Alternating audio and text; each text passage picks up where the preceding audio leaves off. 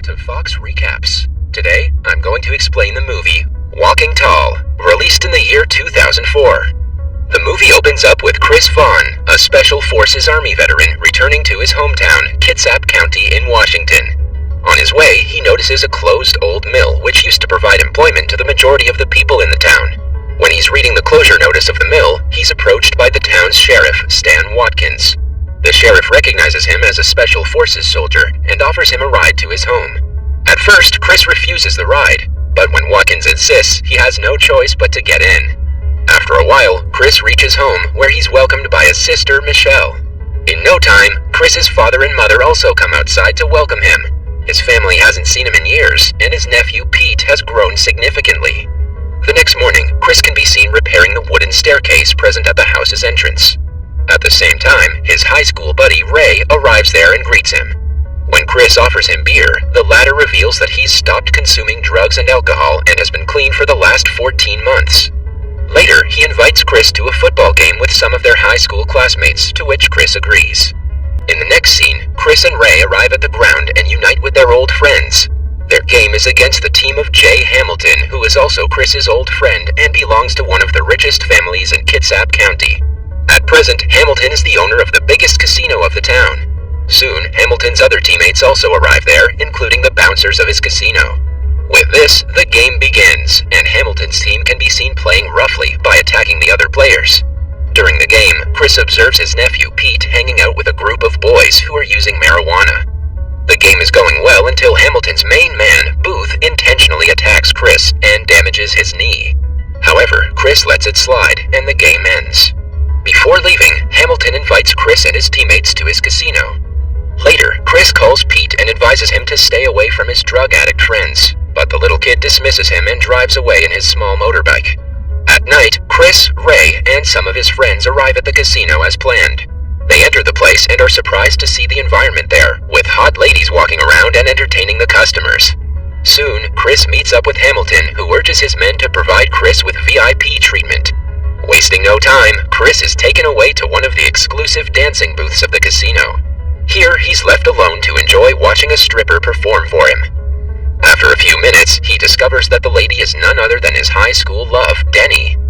When Denny recognizes Chris, she stops her performance and closes the shutter. Chris is also disappointed to see her work as a stripper. Following this, he returns to the casino floor and finds Ray playing a random game. He then approaches his older friend, Smitty, who's gambling at a dice table.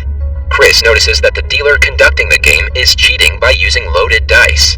When Chris tries to confront the dealer for his cheating, the latter calls security, and there ensues a fight between the bouncers and Chris.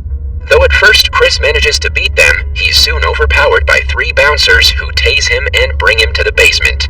There, the head of the casino security, Booth, snatches Chris's Special Forces locket and uses a sharp blade to make cuts around his body. After torturing Chris, they leave him on the side of the road, thinking that he's dead. However, Chris wakes up and somehow manages to stop a moving truck for help. In the following scene, Chris can be seen at the hospital, badly injured. Fortunately, the doctors are able to save him and inform Chris's family that he will recover soon. After that, Chris is brought back to the house, where he rests and enjoys his time with Ray and Pete. Pete helps Chris to do his exercise and also prepares food for him. Slowly, Chris starts to recover and gets back into his daily routine.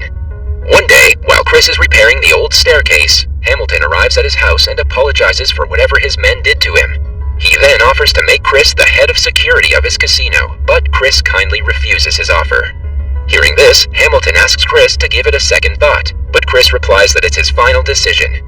After that, Hamilton provides Chris with some money as compensation for the incident, but Chris refuses to accept it and informs him that he will soon file a report against his casino. In the following scene, Chris brings his case to the local sheriff, Watkins.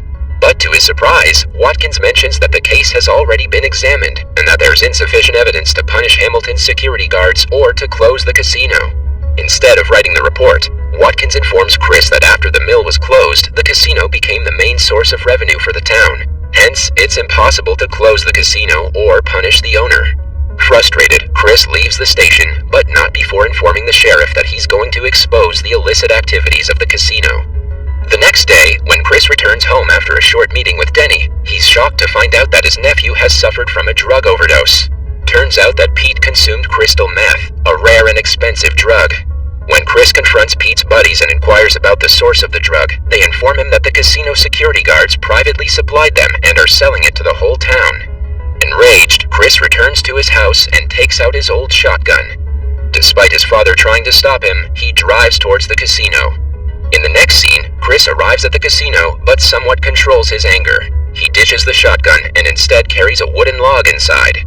He then starts smashing the gambling machines and the interior of the casino. In no time, Hamilton's guards arrive there and attack him.